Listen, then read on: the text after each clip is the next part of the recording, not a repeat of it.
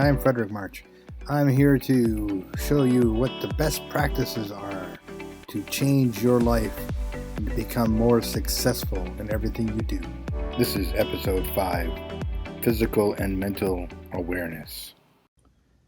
Hi, today I want to talk about some of my, I wouldn't say unusual, but definitely interesting things that I do in order to change my physiology and my mental status? Sure, let's use that word, status. Okay, I've already mentioned this quite a few times on my podcast, but one of the things that's far more important to me than just about anything else is my faith. But besides that, what I've learned is my mental world, my thought processes are the thing that keeps me either stagnant or in growth. So I use my mental world, my imagination, my envisioning to create the outcome that I want, physically, financially, spiritually, emotionally, all those things.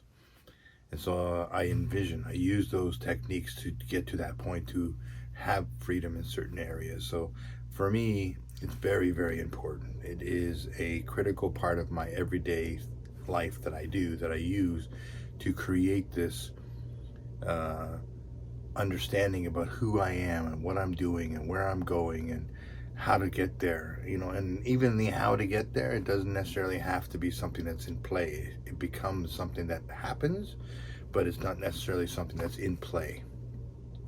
So I like to envision what I want. I envision the kind of body type that I want. I envision the lifestyle that I want to be living. I envision all those things, and I feel myself, like people say, your reticular activating system is all of a sudden now saying, okay, this is important to me, so now I will focus and try to find the way to get to those things that you want to get to. So that's a big part of, me and who I am and where I'm going and how I develop what I'm developing in order to get to where I want to go. So it's a big part of it, huge, in fact. But there's also a bunch of other little things that I do that maybe some people might think are a little weird. Some people might think that, they're just unusual. Let's just go with, first of all, physical change. One of the things that I'm doing that it's not strange, but is that I am doing delayed eating. So I am eating within a 6-hour window. I'm eating from 12 o'clock to 6 o'clock. Every once in a while, I eat before that. Every once in a while, I eat after that. But on a regular basis, I try to stick within that window. I am reducing the amount of processed food that I'm eating big time. And I'm also trying to eat more like fruits and vegetables and those kind of things. And I still have meat, and I'll still have a burger. I'll still have pizza every once in a while.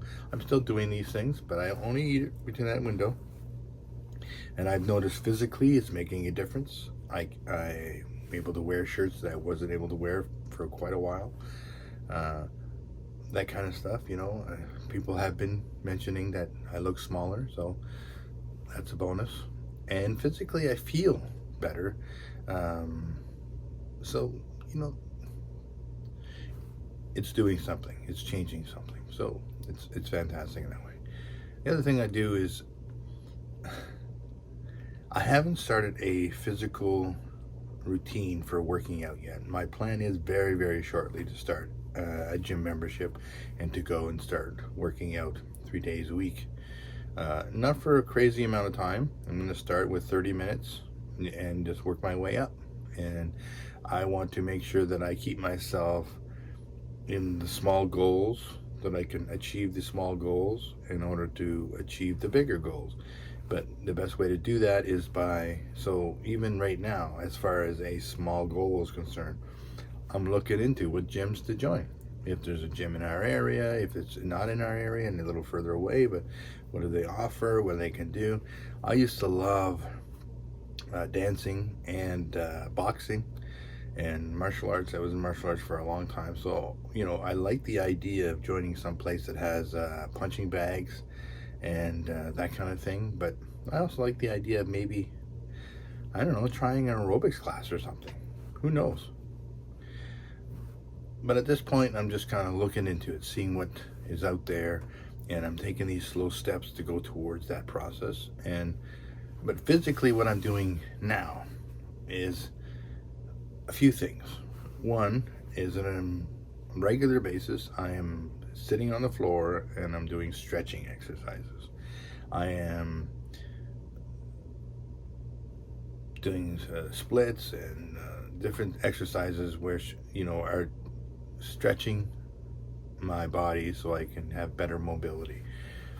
I think I remember hearing once somebody saying, I think it was some medical people saying that one of the things that they found in research that was critical for your mobility is your flexibility. And people who are flexible have better mobility even in their older age. And so I've always loved stretching. I did that in martial arts for years, and so I just started doing the same stretching they used to do in martial arts. Now, I wasn't as flexible. At one time in my career in martial arts, I was able to do the splits and then lay flat on my face. Not there, not even close. But I can almost do sitting splits, not laying down splits. But so we're getting there. Working on it. I'm not overwhelming myself. I'm not stressing myself out to the point where, oh my gosh, I can only do this. No, I'm going to do that until I can do more, and then I can do more. Eventually, these little minute little progresses, you'll get to the point where whatever, maybe I'll be more flexible than I ever was. Who knows? I wasn't focusing on it back then, and it wasn't important to me back then. It was just something I had to do. I had to get through the exercise in order to do the fighting. So you just had to do it. Now, maybe it's more important to me. So I'm looking at it like this is a longevity thing. This is a mobility thing. This is when I get older, am I going to be able to manipulate my body in the way I want to be able to do the things I want to, and not be sedentary and not being able to move and then just slowly passing away. I don't want to do that.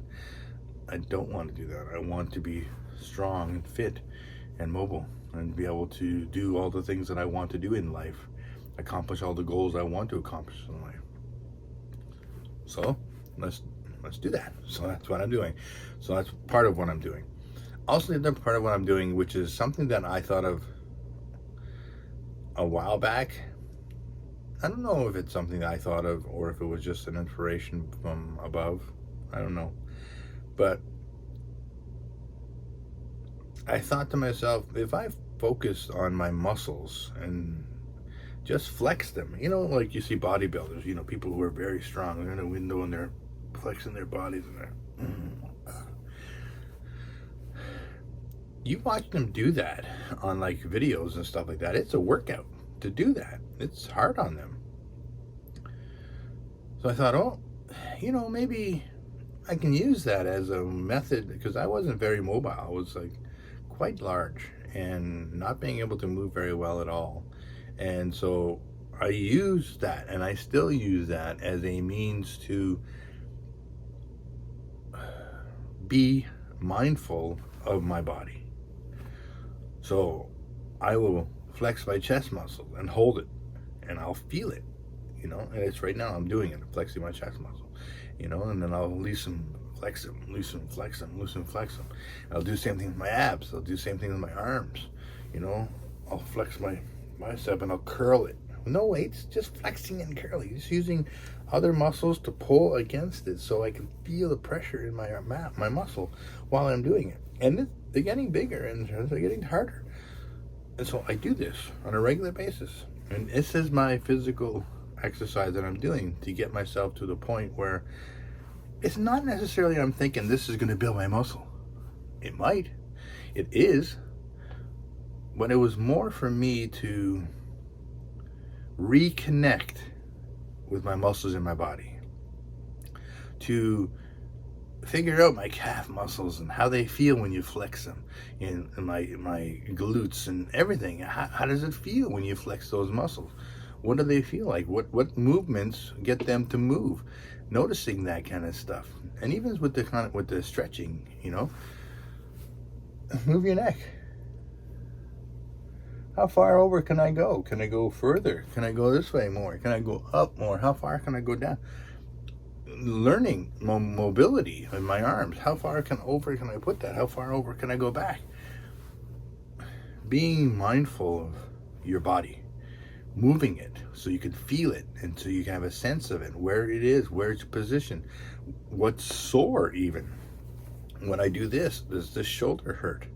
If that shoulder's hurting, maybe you can look into, well, what do I do? What kind of exercises can I do to strengthen that shoulder so it doesn't feel so bad? Getting a weight in your hand and just resistance with your own muscles. Pull it. I think it is a great way, to prepare yourself for the process of going to a gym and starting to work out with machines and weights and all that kind of stuff. But if you are non-physical, you're not a person who have been working out in the past, and you're not really that, this is a great way to reconnect with your muscles.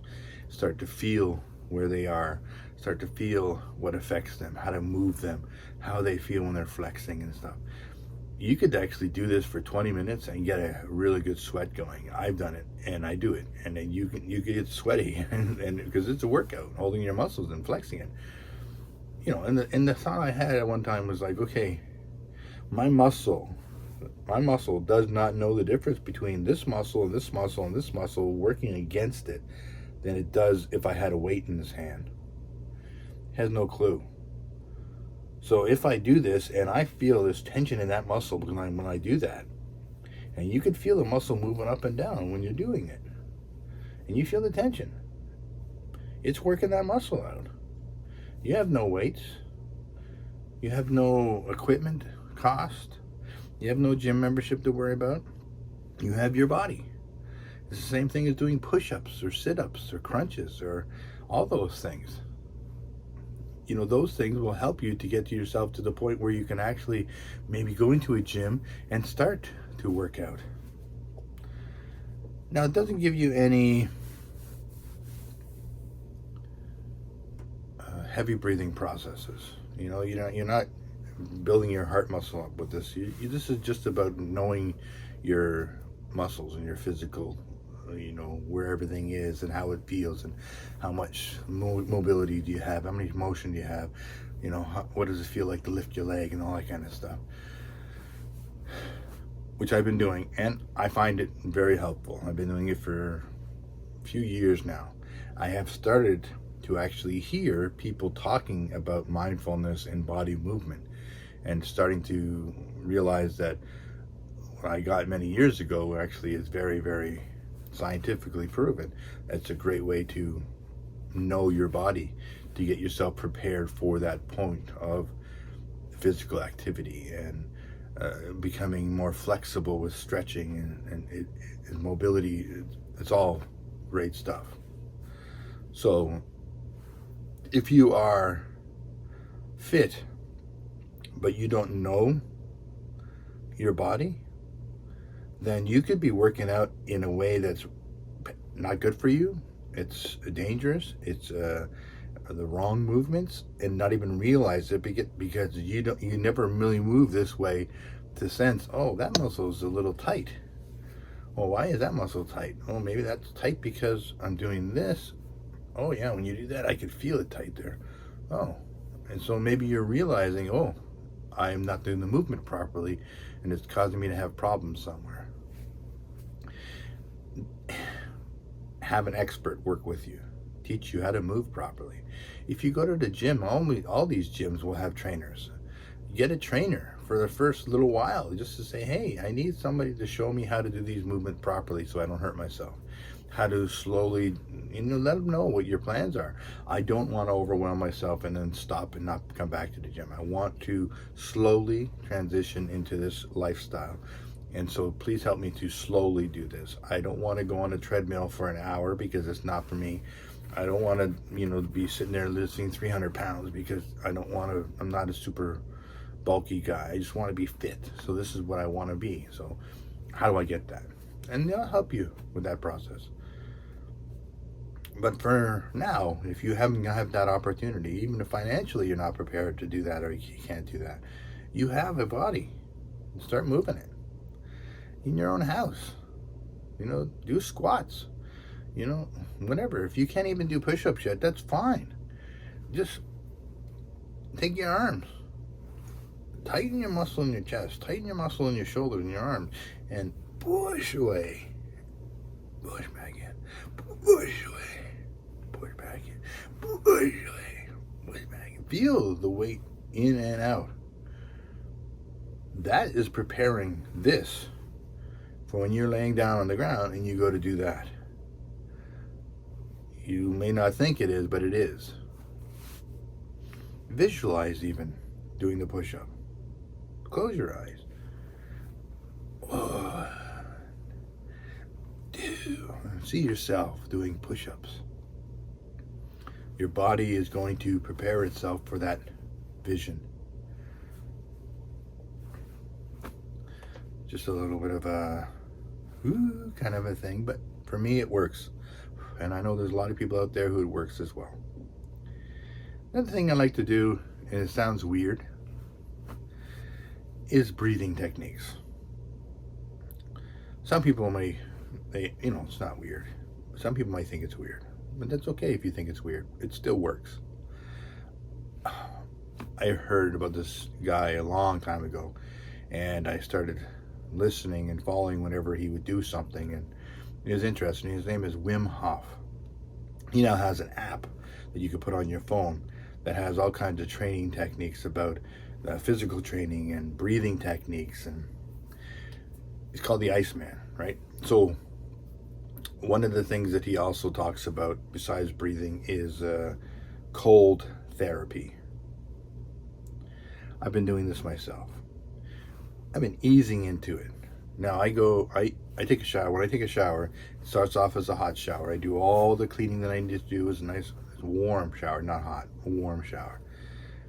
But then at the end, when I'm finished, I'll sit under the water and I'll slowly turn the temperature colder. And then until it gets to the point where it's as cold as I can stand it, and I will sit there under that cold water and let the cold water wash over me. It wasn't as cold as I have it now when I first started. And it was tough. It was uncomfortable. But it did something. It changed my physiology.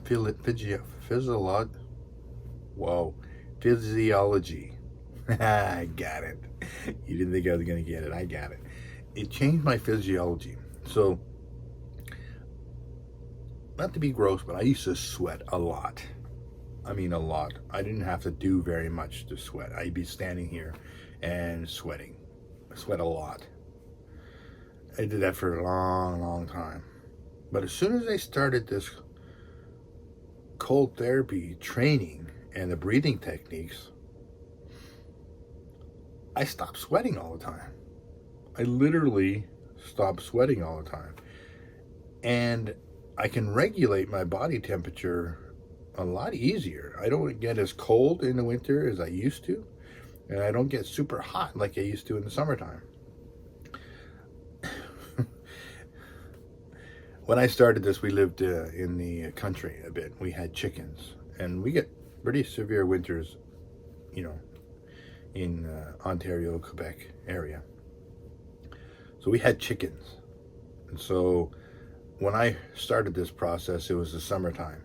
But then I got to the point where the winter happened. And so what I would do, and it's weird to say it, but I did it, is that I would go and feed the chickens in shorts and a t-shirt in the middle of winter. And no problem. I could do it, it changed my physiology. I was able to do that and come back in. Now, when I got back in, I was cool. I was cold, but I wasn't freezing. I was just cold. And ever since I started that whole thing, I no longer have those issues that I used to have with sweating so easily. Now, if I work out and if I'm doing, like the other day I was working at work, and it is 40 degrees in Canada, and the humidity I think is at 80 something. Pretty high humidity, pretty hot. And I was building furniture, the third floor of a building with no air conditioner. So I was sweating. But I wasn't out of control sweating. I was sweating because I was working, it was hot, and I was able to, once I got into a cool environment, I was able to regulate really quickly. So I know that it has affected my physiology as far as how I can deal with extreme hot and cold better now than I did before, which is great, you know. But through Wim Hof, I've also learned breathing techniques. And if you can think of what it would feel like to get a cold shower, you know how you go, you had that. Well, there's one of the breathing techniques that I've learned from him uses that style of breathing in order to, not exactly all the details of what it does. I do know that I have tested with pH strips, and my saliva at the beginning, before I do the breathing techniques, may be slightly acidic. Because I've been doing it for a while now, it's just slightly acidic. Now, when I first tried it, it was very acidic. It was almost full acidic. And then you do the breathing techniques. And afterwards, you could take that pH strip and you test it in your saliva in your mouth. You don't put it in your mouth, you just put it on, spit on it. And the actual pH strip shows that you are now alkaline. So just through the breathing techniques, it brings your body from an acidic state to an alkaline state, which an alkaline state is a far better state for you to be in, because we are electrical beings. We have electrical currents going around, and alkaline areas have a better processing time for electrical pulses. So it's better for us to be more in an alkaline state than it would be into acidic state. There are some studies out there that are saying that that's very possible that some cancers can't develop very well in an alkaline state. Some diseases don't manifest very well in an alkaline state. So, you know, if there's ways for you to do that, they recommend you do that. And for me, I found that this breathing technique was fantastic for just, and you know, it also has an element of control for me too, you know. So I would go through the breathing techniques, which is pretty much you breathe in like that and then out slowly. You do that 30 times in a row. And at the last one, you breathe out all the air. Hold your breath for as long as you can. If you want, you can time it to see how long, because you'll find that the first time you do it, you can maybe 30 seconds to a minute, but then you eventually will develop a longer period of time where you can hold your breath. And so, and you do that, and then you do it once you release your breath after you were holding it. Well, not release it, but pull in more oxygen. So you're holding your breath. All gone. Hold it in, and hold that oxygen you just breathed in as long as you can. And then breathe it out. And then go through it another 30 times. Do that 4 or 5 times.